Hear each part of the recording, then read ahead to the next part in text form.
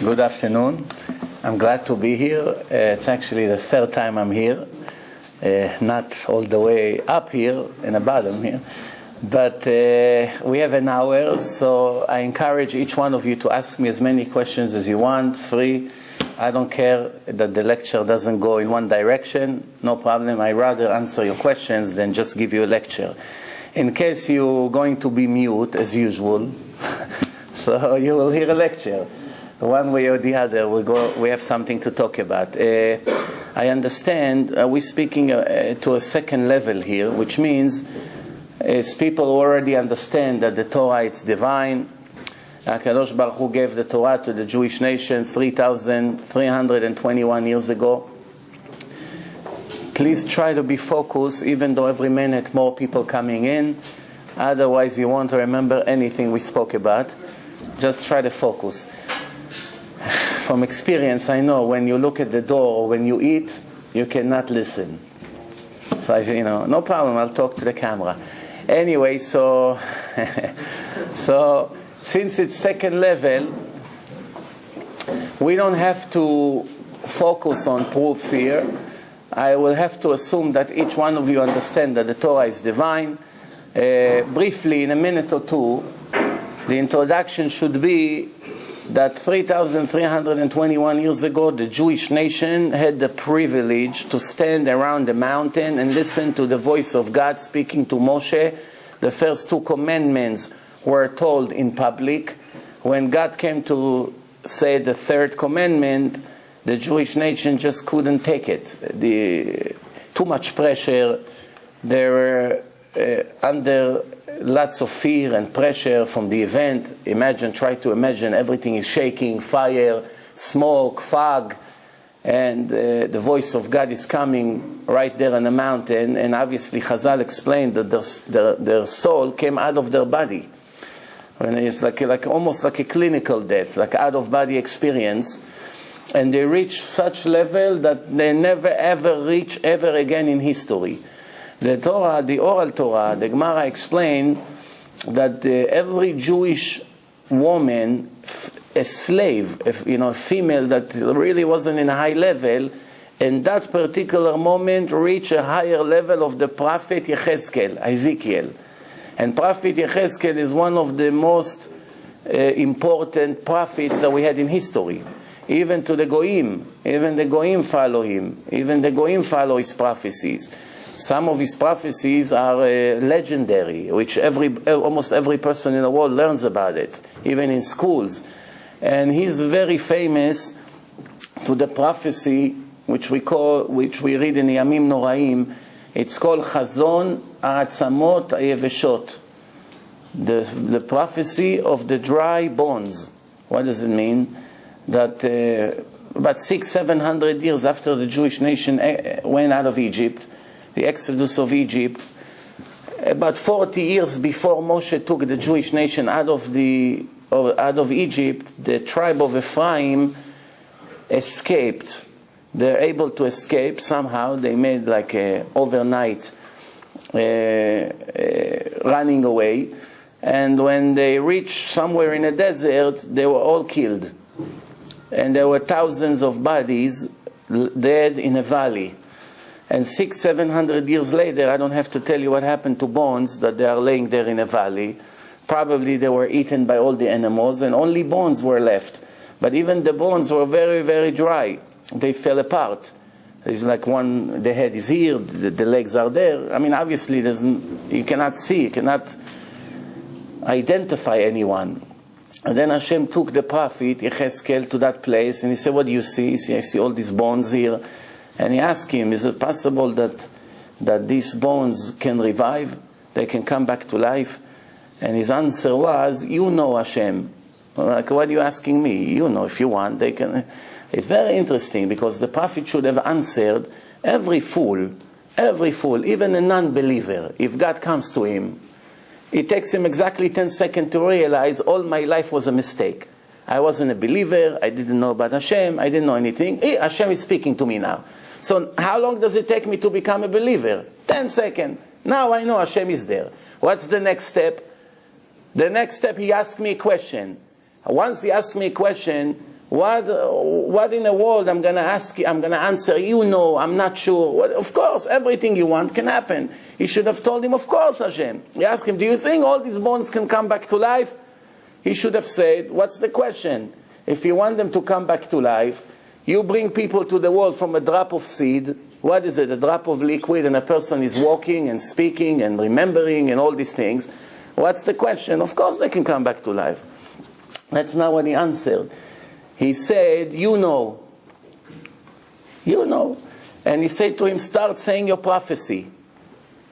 And slowly, slowly, all these bones started to connect together. They started to roll, connects together.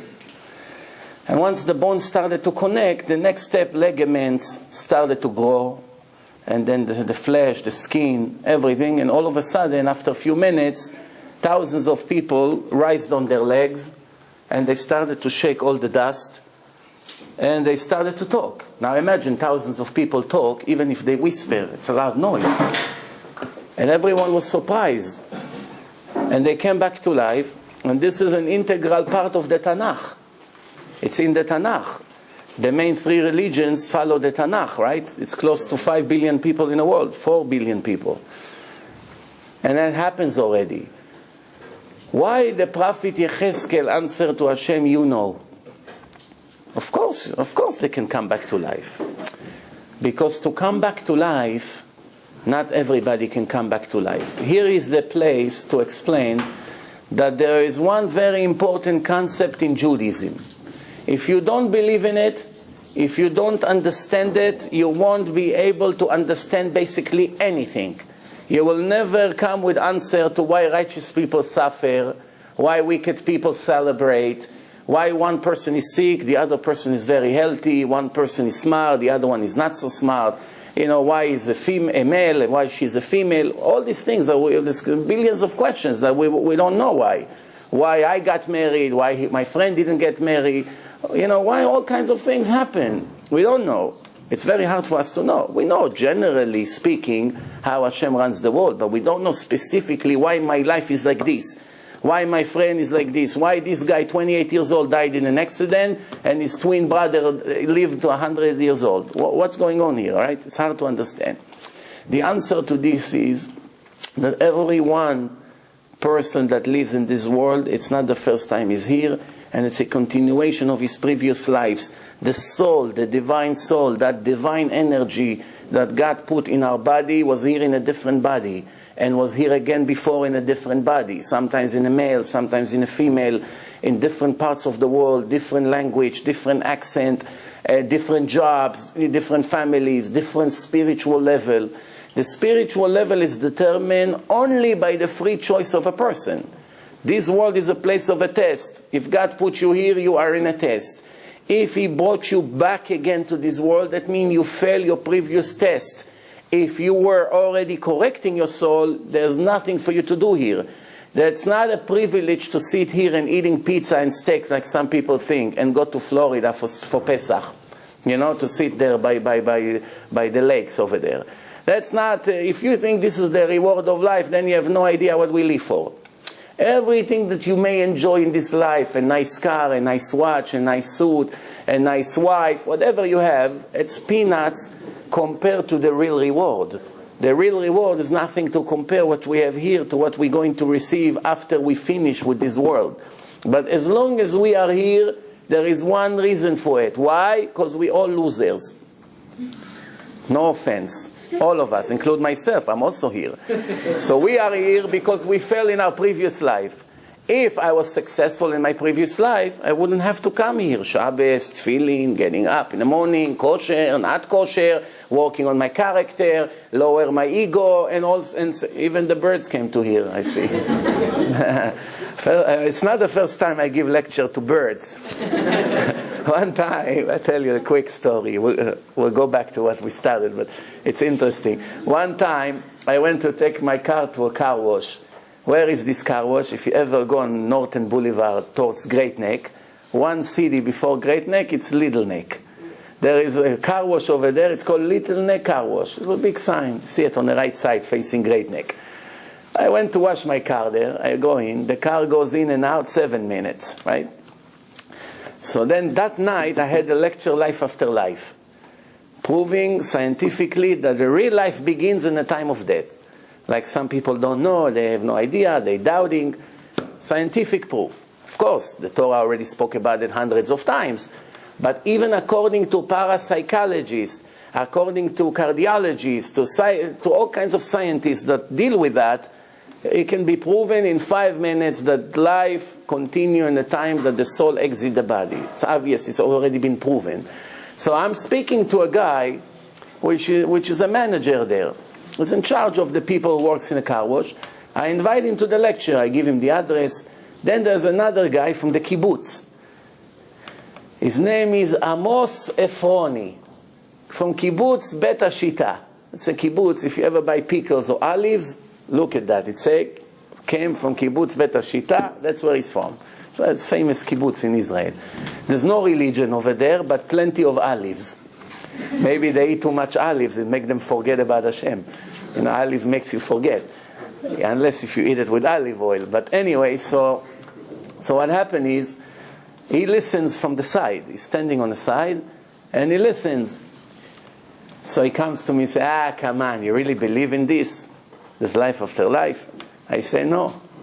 So he said, so how come you give a lecture on something you not believe yourself? I say, I don't believe, I know for sure. He said, why, anyone came back from there? You know, the famous question, everybody asks the same questions. A million times I heard this. I say, yeah, about 30 million Americans came back from there. You know? Yeah, it's many.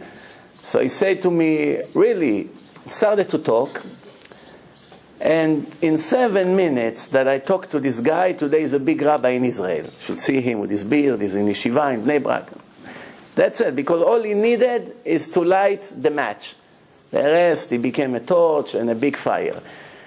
So the interesting part is that after he started to become religious, I gave him a book of Ramchal, Path to the Just. That's the name of it, Mesilat Yesharim. It's a legendary Musar book. After he read that book, that's it. You didn't need to talk to him anymore. He got the point. Then he invited me to speak in his apartment in Upper East Side in Manhattan. He used to be a car wash there. Most of you are young. You probably were little kids when this car wash was destroyed and they made a building over there. And over there was a 4 stories building which all kibbutznikim, Israeli from the kibbutz, they all live there. Why? It's owned by the owner of the car wash. And they all live there. So he lives there with all his friends. Now they're all very, very anti-religion. Everything smells like Judaism. It's not for them. They're not interested even to hear. Now he comes. They see he reads Mesilat Yesharim. He puts kippah. Trying to make bracha. They went crazy. Amos, don't do this to us. You are our best friend. He said, I want to bring this guy to talk to you. I'm talking to you more than 10 years ago. So he invited me to come, and I went there. There's a little room, and I'm beginning to give a lecture, proofs. Now the room is all purple walls, and there are birds. That's how I remember that story, thanks to the birds. But the birds is not like here, behind the wall. The birds flying in the room. They have a cage over there, but they fly inside the room. So I give a lecture, a bird attacks me from the right. I go like this. Then 2 minutes later, another bird. And then in the end, you should have seen the scene that he got up after maybe a few hours that we've been talking there. They didn't care to listen. Many people have ears, but they'll never listen. Why? Because they are not interested to listen. So he told them in the end, you know, all these years I thought you are my best friends, and I'm lucky that I have such great friends. But today, in one day, I realize it's all fake. And I can tell each one of you in your face that not only I'm not happy that you are my friends, I'm actually embarrassed. And that was the end of it. And you should see how they were screaming, the girls, Amos, please, you're my best friend, don't do this to us. It's like you're taking him to hell or something. How they were crying. That's it. You know, when Hashem gave the Torah to Moshe Rabbeinu, the Torah in the beginning says like this, Na'aseh Adam betzalmenu kedmutenu. Who understand Hebrew here? No. What does it mean, Na'aseh Adam betzalmenu kedmutenu? It's a little bit hard. Let's make a man in our image, in our essence. Very good. Let's make, in plural. Who is God talking to? What does it mean, let's make? Huh? Jewish people. No. Now that's before the creation of the world. It's God saying in plural language, let's make. So when Moshe Rabbeinu wrote this in the Torah, he got stuck. He said to Hashem, hey, why let's make? You should have said, I will make. You're the only God. All these apikorsim, all these anti-religion people, they'll make a party out of this verse. You see, there's more than one God. Here, let's make. He consult with the other gods. How should we make the man? So Hashem answered him. Hashem could have said to him, you're right, that can cause a confusion, but I have my reasons to put it. That's not what he said. What did he answer? He said, just write it. Those who want to make mistake will already make the mistake. Now, I don't understand. Do you know about a person who is interested to make mistakes? We're making mistake not intentionally. We're not choosing our mistake. Something that we choose to do, it's not a mistake. It's a choice. You want to kill someone. If you killed him by mistake, you didn't see him, the ladder fell on his head, that's a mistake, that's an accident. But if you shot at him, you say, no, it's a mistake. Yeah, I didn't really mean. I just shot at him, I was angry a little bit, so, I was hoping that the bullet won't hit his head. What is this? This is an intentional murder. So what does it mean, someone who wants to make a mistake will make the mistake? This is the answer of God. First, who did God speak to? To the angels. Why does he speak to the angels? Even though the angels are robots, they do exactly what God commanded them to do. He gives them credit like they participate in the creation of Adam. One angel is in charge of iron. One angel is in charge of water. One angel is in charge of fire. This is all the ingredients of man's body. Even though the body of a person is $2 in a chemical lab. If you go to buy the minerals that we have in our body, if you take the body of a person after he died and break it to minerals and all kinds of chemical, whatever we have, it's about $2, less than a slice of pizza. Everybody understands that a person is worth a lot. Nobody sue for $2, right? The lawyer alone, as soon as you say, hello, yes, how can I help you? $300 on the way to you. The bill. The one guy called the lawyer. He said, excuse me, Mr. Attorney, they said that you're charging $300 for 3 questions over the phone, right? So the lawyer said, yes. No, what's the problem? He said, don't you think it's too expensive? He said, maybe. What's your 3rd question? 2 are gone already. So anyway, this we learn from here something very interesting, really interesting. That if a person wants to make mistake when it comes to religion, he will find how to make mistake. It's a free choice. Nobody makes mistakes not intentionally. They choose not to do the right thing because it's not convenient for them. They don't want to get up in the morning. They don't want to dress in a certain way. They don't want to eat limited food, only this and not that. They don't want to do all kinds of things that the Torah forbids. Since they already made up their mind that they are not interested to live like a righteous human being, every day they'll find another excuse. The excuses will never end. One guy left the yeshiva. It was about 40 years ago, the story. 40 years ago. And after he left the yeshiva, slowly, started to become more and more secular. That after a year or so, he was already mechalel Shabbat. He's not keeping Shabbos, smoking on Shabbat. Obviously, people who smoke in Israel 40 years ago on Shabbat, they were hiding. It's not like today. Nobody cares anymore. Or you tell me what to do. The first mechalelei Shabbat, 50, 60 years ago, they went to the orchards to smoke and came back. Why? They're embarrassed from the religious people, from the rabbis, from the people, from the parents, from the uncle. They were embarrassed. So he was walking on the street and all the people are coming out of the synagogue. And the rabbi and all the students, which were all from his yeshiva. A year ago he was still learning with them. He saw the rabbi from far away, so he threw the cigarette right away. He was embarrassed. From the rabbi he's embarrassed. From Hashem he's not so embarrassed. So, as he walked towards the rabbi, now he doesn't know if the rabbi saw him or not. He's nervous. So he said, let's check. So, hi, Rabbi, Shabbat Shalom, good Shabbos, yeah. Rabbi, I have a question that bothers me very much. And the rabbi said, yeah, what's the question? So he asked some kind of question from the Gemara. So the rabbi said, you're right, I don't have the answer. Then he asked another question. And the rabbi said, you're right, I don't have the answer. Then he asked another question. The rabbi said, wow, today you got me. I don't know any one of the answers. So he told him, Rabbi, don't fool me. I've been learning with you for years. I never heard you not giving an answer to any question. You know everything. Why don't you want to answer me? So he told him, I have the answers to real questions, not to excuses. You already made up your mind. Now every answer I'll give you, you come up with another question. You think I'm a fool? What do you think? I was born today?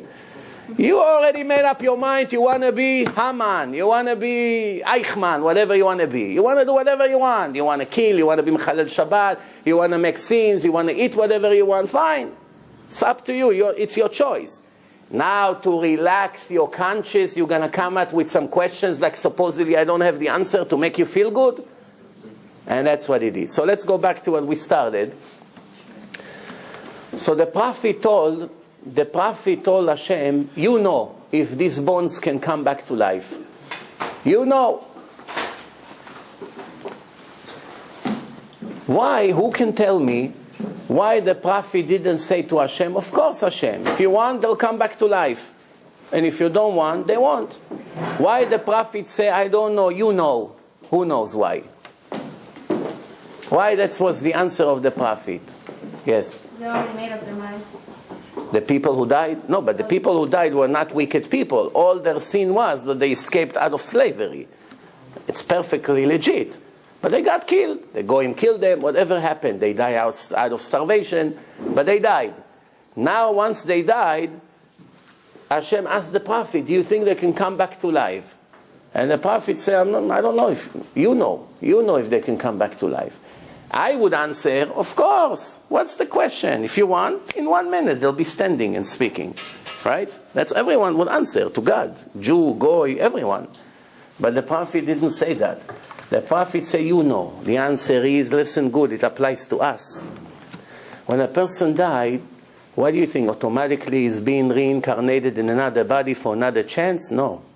You need a merit for it. Many people do not come back in Gilgul, in reincarnation. Why? They don't have the merit.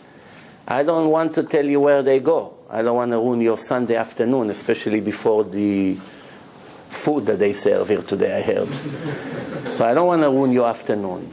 But if you search for the truth, I'll tell you where to find it. Yeah? But the people who comes back here, how God decide to which family they are going to be born? Why you were born in Brooklyn and your friend was born in Israel and your other friend was born in Japan? Why your parents are X and Y and his parents is A and B? Why you are a male and she's a female? Why you were born healthy and your other friend is hardly walking? Why you so smart and your friend doesn't even remember what's his name? Why is it? Why you are very generous and all your friends are so stingy they don't give $1 away? And you suffer so much when you go out, you always have to pay for them. You ask yourself all these questions. Why my parents are poor and her parents are rich? Why this, why that? Many millions of questions. The answer is, where you left the world, that's when you go back to continue. It's no coincidence. I give you an example. If you are 45 years old and you're not married, you ask yourself, if you are a wicked person, you're making all kinds of sins and violations and go against God, then don't be surprised. He doesn't owe you anything. You go against him, you're ungrateful to him, why should he give you a spouse? That makes sense. Measure for measure. I'm talking now someone who's a tzaddik. A girl, she learns Torah, she's modest, she keeps Shabbos, she prays to Hashem with tears, she's very close to Hashem. 40, 41, 45, and she never got married, or he never got married. So they're wondering, what did I do that I deserve this kind of fortune? The answer is, let's do rewind in her film 30. Let's rewind the story 60 years reverse. What is it? Now we are in 2011, let's say, so 1950. You know, the year, 60 years ago. What do we see? A girl in Germany, in Poland, can be in Syria, can be in Iran, can be Jews lived everywhere. What is she? She's a married woman.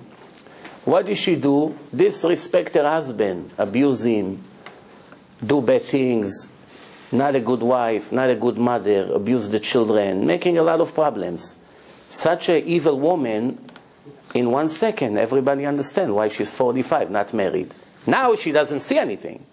If she had permission to see her previous life, she'd say, oh God, I'm so ashamed. Thank you that I never got married. At least I'm paying for my sins. At least I cleanse my soul. That's the way it is, right? You make me now pay here, fine, I accept it. The man is not married. He's 50 years old. You go back to his previous life, you see that he already got divorced 4 times, and every one of his wife left the marriage with broken bones. Hamevin Yavin. Somebody like this deserves to get married? No. Now, by us looking at him, we are thinking, what a poor guy. Look how much he suffers. In 1 second film that we see who he used to be, we say, thank you, God, you're so righteous. Everything changed by understanding how it works. Yes? Don't the rabbis always say that when you do Shabbat, that God forgives you for your mistakes and you become better? So how can you be paying in another life for mistakes that you can do? First of all, the people who are reincarnated, most likely they did not make tshuva. If they would make tshuva, they'd go to heaven already. They wouldn't be here. Remember, you were here when I said that all of us here because we are losers? Someone who made tshuva is definitely not a loser. He's a big winner. Making tshuva means I took all the money I owe Carn Edison. I owe the millions of dollars for not paying 20 years, and I reached an agreement. It's wiped out of my file. Imagine you didn't pay electric for 20 years. The whole neighborhood gets electric thanks to you for free. You found out they made a mistake. They're not sending you bills. 1 year, 2 years, no bills. The neighbors' cable from your window is to all over the Brooklyn. Half of Brooklyn already get electric from your apartment. Why? Because it's free. One day, the electric company, by mistake, realized that you already owe $25 million. Call you right away for a meeting, emergency meeting. They send few muscular bodyguards to make sure you show up. And then they say to you, listen, we give you 24 hours to pay $25 million, or if not, right away, we have connection, you get arrested, who knows what's going to be with you.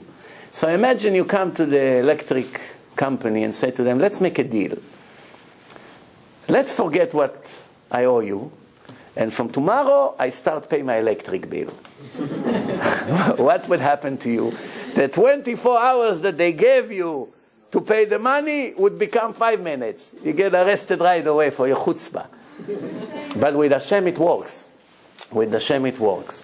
You say, okay, Hashem, let's start fresh. I owe you a lot. From now on, I don't do it. I regret. I'm ashamed. I never repeat it. I ask you to forgive me. I do vidu every day. Comes Yom Kippur. And one day I die. That's it. I'm done with my sins. If you have to come back to life, that means you're not done with your sin. Either you did not make tshuva, or you made a partial tshuva. It's better than nothing, but it's not enough. Hey, what's the other alternative? If you don't come back to life, because you said that most people don't get that opportunity. Yeah. I tell you what, I don't want to get to such level, because I'm not sure that you can handle the truth at this moment. But because not everyone can handle the truth.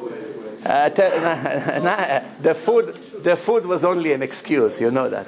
So the point is, look, listen. Let me give you a hint. There are 2 ways to clean your shirt. One, to do it on your own and sweat 8 hours until the stain come out. And second is you give it to the dry clean. Now take your soul. The soul of every Jew is contaminated with spiritual stain. Now, when you're still alive and you have a free choice, you are able to clean the stain by yourself with no pain. Yes, that's effort. You have to work very hard. You have to learn Torah. You have to daven. You have to do many things. But, I know people are still coming. Try not to look at the door. So, you can correct it while you're still alive. After you died, this is my answer to you, God will clean your soul for you. And it's not going to be pleasant. That's all I can say. Unless, if He give you another chance to be reincarnated. If He sends you back to the world, then man, you can do it on your own. I never claimed that to be reincarnated is a picnic. How much problems we have in life? Agony, pain, loneliness, poverty, abuse, parents' problems, violence, school problems. If you hear the amount of messages I get every day from people's tragedy, just on my way here, 2 hours ride from Muncie to Brooklyn, 3 tragedies. One guy, 28 years old, accident, coma, 2 days dead. Another guy, age 20, cancer. In the middle of the surgery, they cleaned the cancer, but they made a hole in his lung by mistake. Went to coma, had to fly him to Israel. Forget about it. Just on the way here, so many tragedies. Life is full of pain. Full of pain. It's not easy to correct here. Even if we send back to another life, we have to start from zero. But if we were generous, that means in our previous life we get a lot of donation, a lot of tzedakah. We are born generous again. Why? Because we corrected that already. If we are stingy, we're born stingy again. Why? We have to correct that. We never corrected that. If we are angry people, we are born with anger. You see the little kids, how they scream? And some of them are very quiet. Some are very angry. Some are very calm down. You take away the pretzel, they go and cry in a corner. The other one, if you have a little hair left on your head, it's gone. If it's in a supermarket, he roll 10 aisles. He embarrass you, make sure you give him what he wants. Why? That's how he died. 4 years ago, he was a 75 years old man, and when his kids or grandkids did not do what he want, he makes sure they'll give it to him. I'll tell you a funny story. One guy said, you know, I have my children, and I have about $3 million. Why should I give my money to my children after I die? Let me be a smart father. I'll give them the money while I'm still alive. At least I see how my children and grandchildren enjoy my money in my life, no? Wow, what good is that for me? I'll be in a grave already and they finally enjoy my money. Let me enjoy with them. Smart, no? Not so smart. It depends who your children are. You know, one guy came to the rabbi and said, Rabbi, when I die, make sure you bury me with a warm coat and $5 in my pocket. The rabbi is saying, all my life I never heard such a request.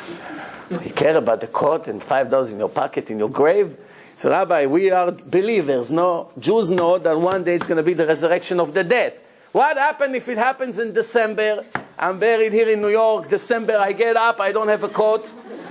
So the rabbi said, I understand. But why the $5? He said, I know my children. They won't give me a warm coat and a cup of coffee. So I want to have at least $5 that I can go to Dunkin' Donuts and get coffee. So the rabbi told him, my friend, I have bad news for you. If this is the children you left in this world that they won't supply you with a coat and a cup of coffee, you won't resurrect in the resurrection of the dead. That means for sure you fail in your life. If this is the children you left here, you understand that they won't care about their father to give him a cup of coffee in a freezing day. So this old man decided to give his millions away. He gave it to his 3 sons. 2 weeks after, they forgot that they have a father. No invitation for Shabbos, no phone calls, no nothing.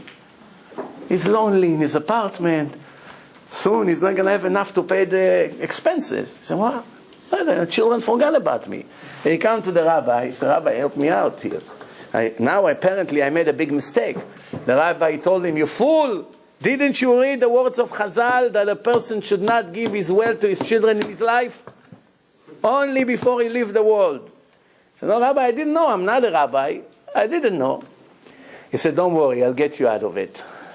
Tomorrow morning, call up your son. Tell him you need him to come with his car and to take you to the locksmith store. You want to buy a big safe. So your son is going to ask you, hey, Dad, why do you want Why do you want a safe for? Safe from So you tell him, all my precious jewels, the rubies, the diamonds, I never gave it out yet. And they're all in different safes in banks. I'm afraid that one day if I die, you won't know where to find them.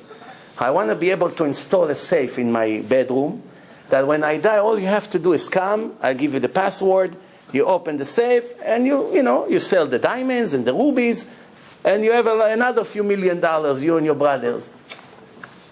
So the brothers say, Father, tomorrow 9 o'clock I'm coming with my van, don't worry, we'll get the safe. The 2 other brothers didn't want to miss the opportunity, so all 3 of them showed up.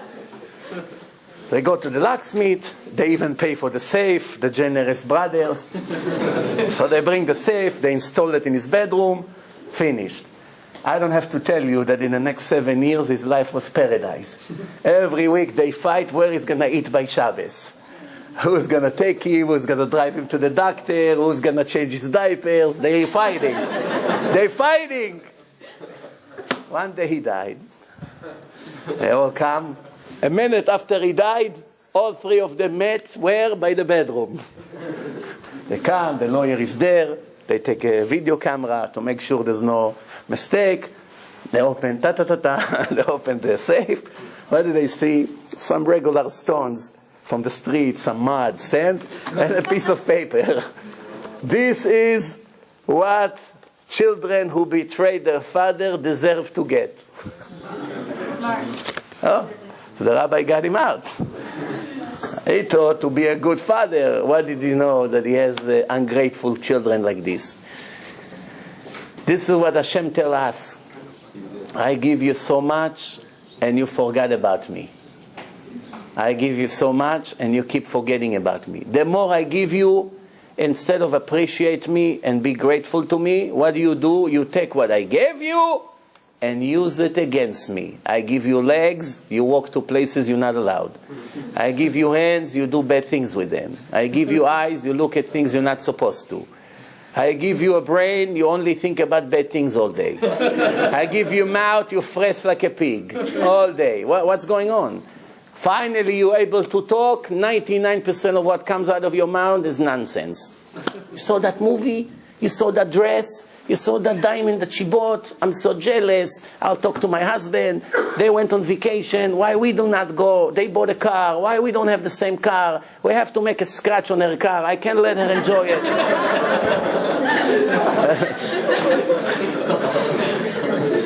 it. One guy, his father came to him and said, listen, I'll make a deal with you. Whatever you want me to give you, I'll give you. But you should know that whatever you request from me, I'll give your brother double. So he told him, okay, take 1 eye of mine. Which means take the 2 eyes to him. You understand? This is called tsar ayin. His eye, in Hebrew, you don't have that expression in English. It's a narrow eye. Why narrow? If it's open wide, then it shows you generous, you're okay, you're happy that people have. But some people, he can have $100 million in his bank account, and his cousin finally made his first $1,000 in business after 10 years of frustration. And his wife, Moshe, what happened? You're rolling all night in bed. It eats me up. Well, how he made that deal and not me? $1,000, $100 million, he make more interest an hour than what the guy made, and it kills him. And you think it's an exaggeration? You have no idea how many people like this out there. They have everything, and they find somebody had once in his life a good deal, it kills them. It bothers them. Oh, good, so I see you doing good. 2 hours later, the deal is off. Ayin hara, evil eye. Let's see what Hashem has to tell each one of us. I'm reading to you a few verses from the Torah to shake us up a little bit. First, מי ייתן והיה זה לבבם ליראה אותי כל הימים. Translation, I wish. Who's speaking? Everything I say now is Hashem speaking. I wish that their heart they will be clever to fear me all their life. If they fear me, they'll do the right thing. Same thing like a police. The police is on a highway, you drive slow. If they go on a strike, what happened on a highway? It's missiles, not car. Right? Then, ועשית הישר והטוב בעיני השם.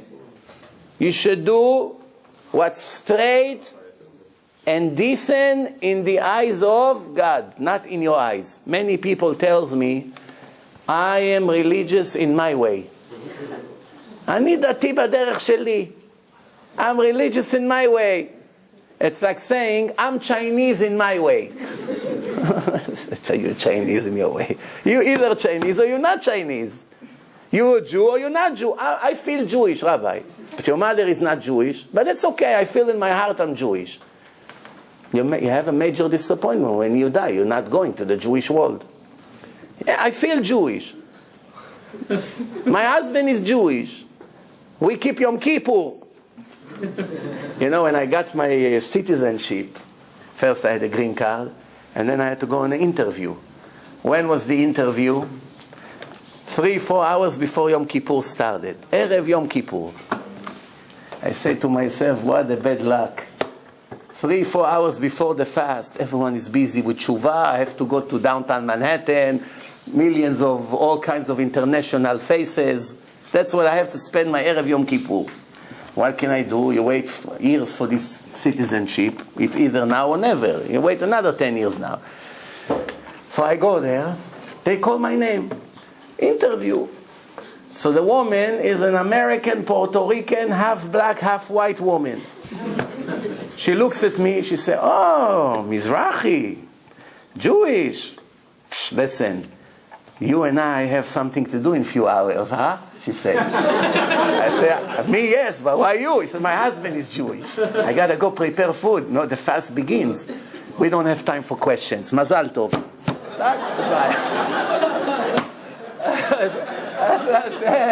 I was worried. Questions, interview, what? Nothing. Tack, tack, tack, finished.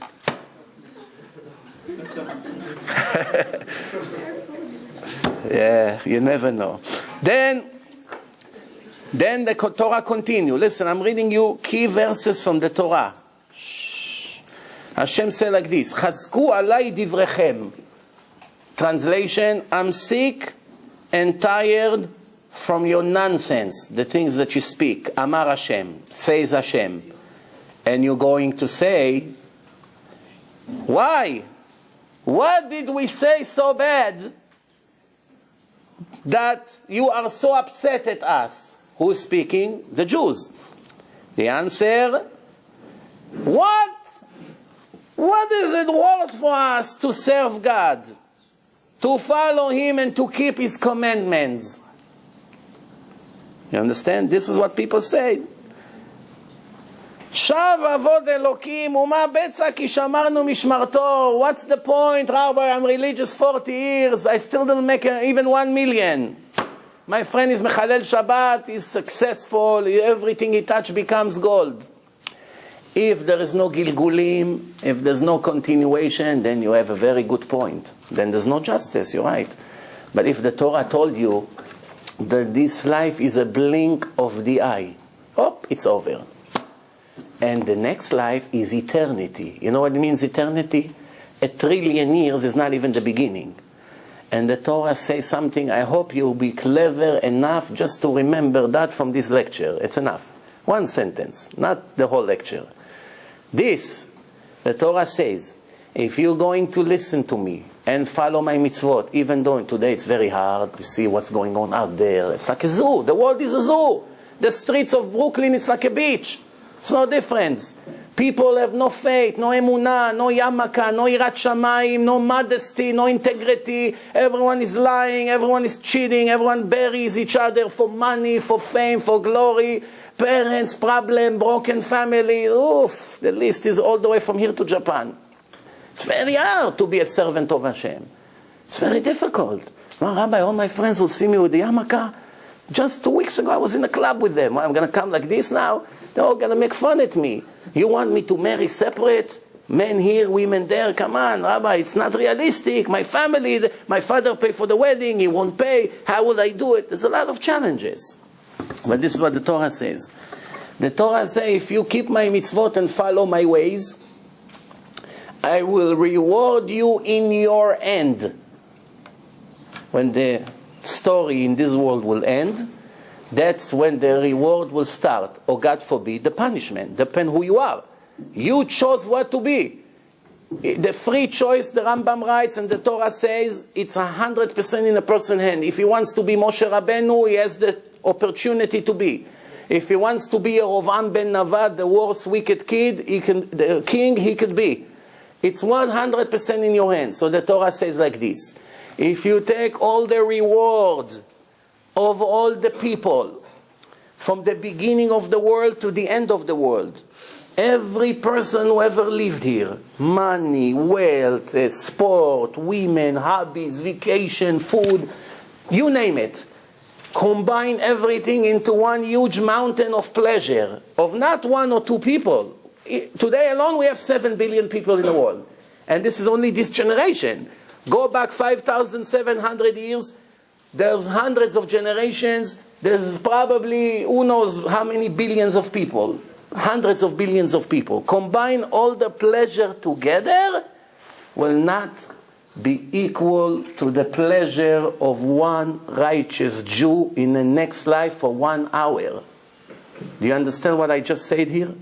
That's enough for every clever Jew to put all his nonsense from his life on the side and focus on a very productive mission with a guarantee signature. It's not the signature of your boss. Maybe the check will clear, maybe not.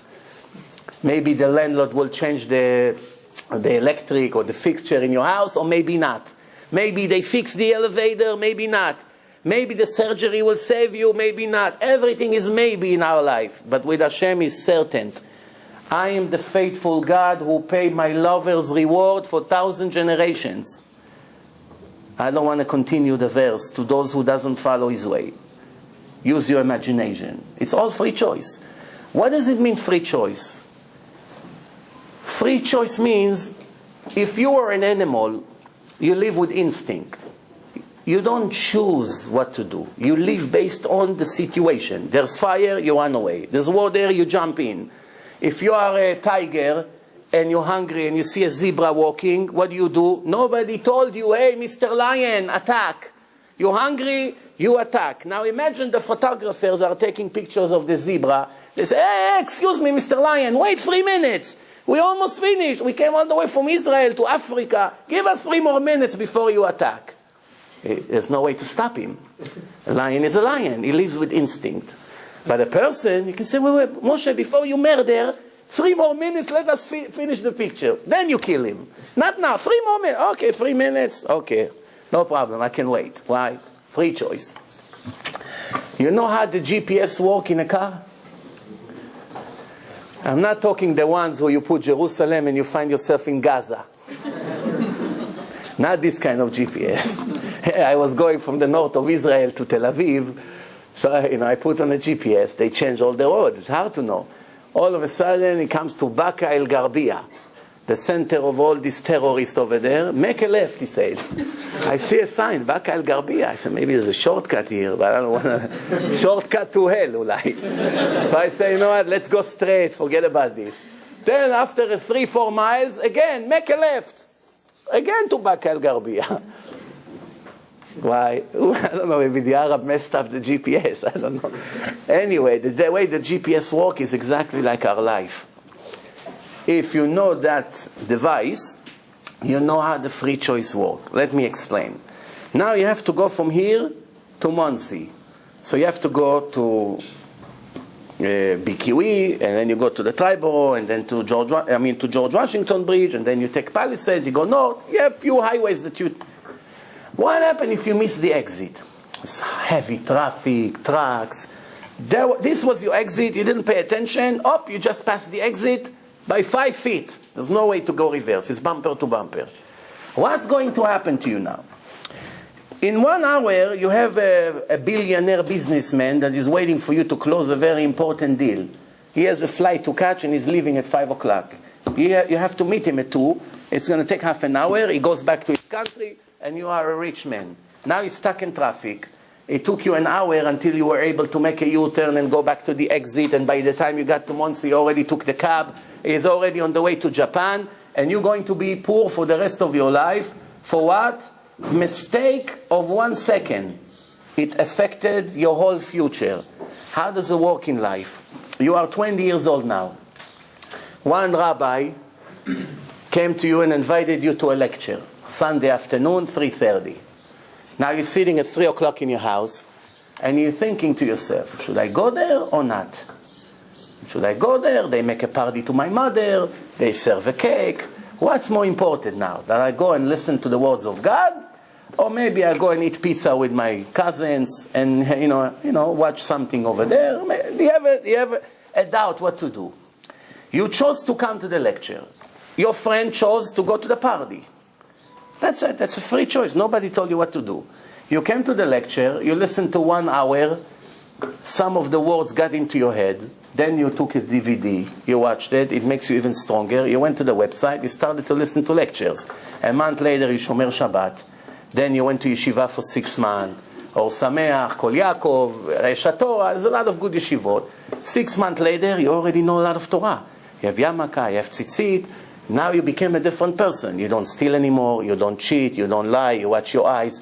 Another 6 months later, they give you a beautiful, righteous girl. She's also made tshuva. You got married. 10 years later, you have 5 children. They go to Talmud Torah. 20 years later, one of your children become Rav Eliashiv or Rav Ovadia Yosef, the chief rabbi of the world. What made you the father of this rabbi? Today. May 5th today? May 5th? May 8th, whatever it is. May 3:30 in the afternoon, 1 minute decision. Your friend that went to the party and ate a lot of cream cake full of margarine. 20 years later, where is he? He owns a club in Manhattan. Every day, 1,000 Jews make sins because of that decision 20 years ago. That's how the GPS works. That's how life works. They give you 2 girls, very beautiful, but not righteous. Not so beautiful, but very righteous. A lover of Hashem. Integrity, modesty, will be a great mother. All the skills. What? She's not Miss Universe. The other one, very impressive. It's a real show-off. A lot of attention. But your kids will go with their jeans all the way down on the street in 10 years. Why? You chose the wrong woman. So what's going to happen? The choice today determines your eternity. In 1,000 years from now, who's your grandson? It's today's decision, like the GPS. You made the wrong turn, everything in the future change in a second. Recalculate. That's how Hashem is doing by us. It's all recalculating. You came to the lecture. You volunteer to the community. You help Rach to bring more people to the lecture. You come, you help, you bring chairs. I don't know. I don't know really how many volunteer works they ask you to do here. But you do. And you help to make one Jew religious. Your future will never be the same. 20, 30, 50 years later, you're going to see the impact of what you do every second of your life. That's called 100% free choice. The animals don't have it. Jews have it. The thought of a Jew is making a great impact in heaven. If it's good, for the positive. If it's bad, for the negative. But remember, the Torah says, Im en ani li mili. If I would not take care of my soul, nobody will do the job for me. No one. You count on your children to save you. Maybe they'll be able to help, most likely not. You think your wife's going to save you? Yeah, she can help a little bit, but it's 100% in your hand. When you go to Israel, sometimes the suitcase arrives to Tel Aviv, sometimes they arrive to Moscow. You don't know. You want to have your tefillin tomorrow morning for Shachris, you carry it on you. If I'll be alive tomorrow morning, the tefillin will be with me. Why? Imen ani li mili. If I will not take care of myself, nobody will. Since time is running out, I will finish with one story. And then if you have questions, feel free to ask. just for us to understand how the Hashgacha works. There was a Jew, his name was Pinchas Bradwin. That's a true story, it happened in Israel. And there was a family that every baby is born to them, right away after a few days died. He has some kind of sickness in his blood. Nobody knew what it is. The doctor, specialists, we're talking primitive generation, maybe 30, 40 years ago, this story, or more. And nobody knows why.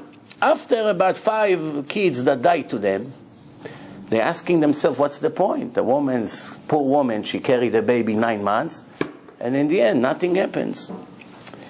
So, one time a doctor from overseas was visiting in Israel, and accidentally, nothing is accident, it's all supervised by Hashem. He heard that there is that family that having this problem. Now, this is a world expert in blood, so he's thinking to himself, listen, I'm already here, I would like to go and speak to this family. So the doctor went there, and he told them, can you do me a favor? I want to take your blood sample and your husband's blood sample. I want to check. Maybe I will find out what's the reason for the death. So he took it. He went back to America, whatever. And then he came back after a few weeks. And he knew that what's the problem with the blood type of the husband and the wife. So he sent them a letter. And he told them, you need a person with this blood type to give you blood for the mother, and before you give birth, you have to change the entire blood in your body. And then when the baby is born, in the beginning, in those few days, he's going to get the right blood, and then he survive. Something like that. I don't know exactly 100% the details, but you got the point. So they were searching for a person in Israel that have this kind of blood. And they found this person, his name is Pinchas Bradwin. And he agreed to donate blood. He was a religious man from Yerushalayim. So he came, he gave blood, and that was the end of it. 20 years later, Pinchas Bradwin, his daughter, is going on a shidduch. Who did she marry? The boy that was born from his blood. It's another disease we Now, this is Pinchas Bradwin. We don't know him because it was before we were born. But I had a story with me. A few years ago, I went to give a lecture in Queens. I'm connecting my laptop, my projector. And the last time I was in that place, there was a girl with a Russian background. Her parents came from Russia when she was a little girl. And she came to me in the previous lecture. Now she's 20 years old. She's very religious. And she wants a Ben Torah. She wants someone who's learning Torah. So she tells me, hey, you're from Muncie, from the yeshiva. Maybe you find me someone that is learning serious, because I'm interested to get married to a serious learner. So I said, okay, write your information down, and hopefully I'll have someone in mind. I'll let you know. 3 months later, I came back to the same place, and the husband and wife who arranged the event, they speak to me now while I'm connecting my wires there. And she said, well, my friend is apologizing that she couldn't come, but she just got married, that's why. I said, oh, very nice. Baruch Hashem, she doesn't need my help. She got married already. Then she asked me, do you know how she got married? If you hear such thing, you become very curious, no? Now, I'm about to start the lecture. I have about 100 secular guys and girls, all of them not Shomer Shabbat, ready for lecture of proofs, Torah and science. And it's in about 2-3 minutes I'm ready to start. While I'm preparing, she's telling me the story and everyone is listening. She said when she came to America, she was a little girl, her parents were so poor, they couldn't put her in yeshiva. So there is an organization that collects money for Russian Jews and put them in yeshivot instead of public school. And they get sponsors. So they went to a rich guy. He's not religious. Russian, not religious. They told him that this girl, either she go to publics and who knows if she stay Jewish one day, or we put her in yeshiva and you save a family, you save a soul. Do you want to sponsor her? The guy was a good man. He said, fine, I'll sponsor her. End of story. Now she goes to yeshiva. Needless to say that she was so poor, she could never afford to buy even candy no money for the bus. Not one time she had a quarter in her pocket. This is the way she described it, this girl. She's a very poor girl. Everybody knows. Everyone feels bad for her. Okay. Now she became 20 years old. She went to a place, some library or something. She writes some articles. And one not religious Jewish girl comes to her. Hi, nice to meet you. You're religious? Yes, I see. Yeah, your dress, very nice. So she said to her, I think I have a shidduch for you. I can find you someone to get married. So she looks at her, she said, yeah. She said, my brother. She said, no, I think you got it wrong. I'm interested in a very religious guy. Well, you're not religious. Who's your brother? So she told her, no, don't worry. My brother is very religious. He's a Baal Tshuva. He just went to Or Sameach in Monsey for 6 months. And he came back like fire. And he wants very religious girl. He doesn't want to go on any date. Only very religious girl. What do you have to lose? I think you can make a perfect match. Of course, they went out a few times. Perfect. Now the parents have to meet each other. So this girl, she's taking her parents to meet the parents of the guy. Who was the father of the guy? The one who paid for almost 16 years her tuition to send her to yeshiva. 7 billion people in the world. Hashem told him, you think you're doing for somebody else, you do it for yourself. Every tzedakah, every chesed you do for others is 100% for yourself. Nothing for him. Hashem would save him with or without you. You think he depend on you to save him? You think he depend on you to buy him food for the holiday? He would get him the food. Now it's the free choice who wants to be the volunteer to do it. You do it, you get $1 spiritual $1 million for the next world ready for you. And when you need help, what you did for him will come back to you. This is the way it works. Same thing mentioning Or Sameach. There was a guy there named Dave. You heard that story?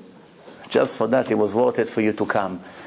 This guy Dave somehow ended up in Or Sameach and he's not even Shomer Shabbos. After a few weeks, he's learning Torah, Gemara. He became Shomer Shabbat. Then, after a month or two, it's very difficult for him to learn. So he come to the Rosh Yeshiva. I say, Rabbi, I cannot stay here. I got to go back to my parents. I don't know, Pittsburgh, somewhere, Michigan. They live somewhere, there's no Judaism there, nothing. So he tells the rabbi, but don't worry, Rabbi, I'm going to stay religious. The rabbi told him, you're not ready. You just started. 1 or 2 weeks over there, you collapse. What do you think? You need a backup. Rabbi, it's too much for me to learn all day. I'm not capable of learning. No matter what they did, he took his bag and went home. First Shabbat, the influence of the yeshiva is still in his head. So he kept the first Shabbat. Second Shabbat, all week, he's thinking, should I keep it? Should I not? I'm by myself here. There's no synagogue. What am I going to do? So Friday afternoon arrived. 12 o'clock in the afternoon, he said, Hashem, if you are interested that I will keep Shabbat like the rabbis told me in yeshiva, you have between now and Shabbat to give me a sign. You give me a sign, I'll keep Shabbat. You don't give me a sign, that's it, I'm done with that. 8 o'clock in the evening arrived, Shabbat started, no sign. But he still cannot violate Shabbat. He's still thinking, should I not? He said, okay, I'm giving you a second chance. Don't say I wasn't fair with you. By midnight, 12 o'clock, if you give me a sign, I will stay Shomer Shabbat for the rest of my life. It's worth it for you. You don't give me a sign, that's it. I'm turning the television on, finished. Midnight arrived, what do you think? You got a sign or no? No sign. But still, his heart is burning. He's holding the remote like this. So you know what? One last chance, but that's it. 15 more minutes. 12:15. You don't give me a sign, I turn the television on, I'm done with this. That's it. 12:15 arrived. What do you think happened now? No sign. He turned the television on. What's going on now on the television? The Dave Letterman show. You see Dave Letterman. Dave Letterman interviewed a Jew that just came back from Israel. He's somebody in Hollywood, this Jew. And he speaks to this Jew, and he said to that Jew, so what are you doing these days? So that Jew says to him, actually, I just came back from Israel. So he said, oh, really? Can you say something in Hebrew? So he said to him, Shabbat Shalom, Dave. And the guy who turned the television on, his name is Dave.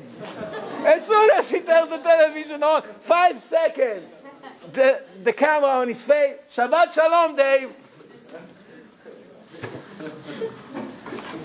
I don't know what was the merit of this guy that Hashem gave him such a clear miracle in Mamash like this.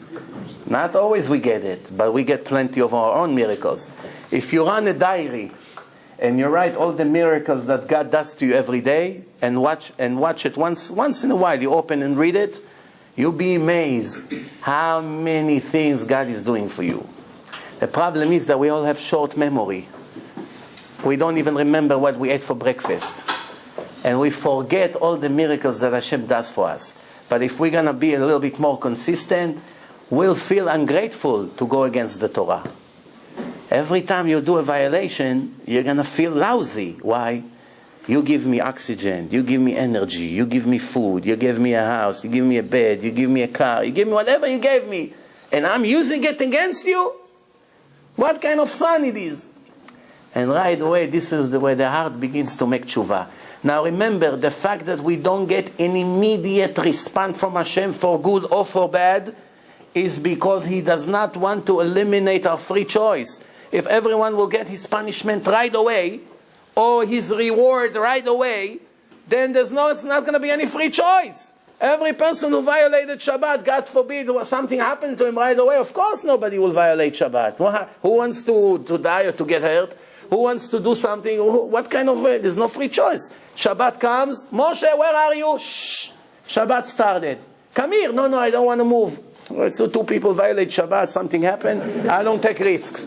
What kind of a test is this? Of course, even Arafat will be Shomer Shabbat. Right? He saw a few Jews did something. He doesn't want to take a risk.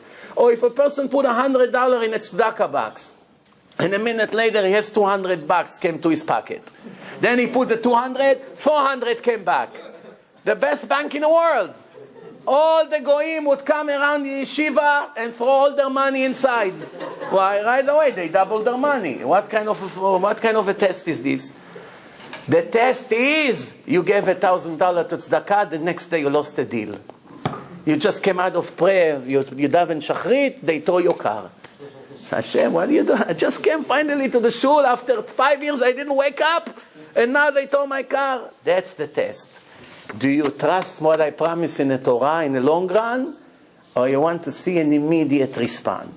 There's no immediate response. Why? There's no test. The test is, you listen to me, and you're still not married 5 years since you became religious. But don't worry, everything is supervised. You still didn't make $1 million. You're still not sick from your sickness. You're still not healthy from your sickness. Everyone with these problems. All these problems, remember, is a blink of the eye. Before you realize they'll be over. The question is, what's going to be next? I want to thank everyone that helps, to Simcha, and to the Rav, and to everyone here for organizing a beautiful afternoon. I hope you enjoy it. If you have any questions, you can ask me now or in person after the lecture. Thank you very much. All the best.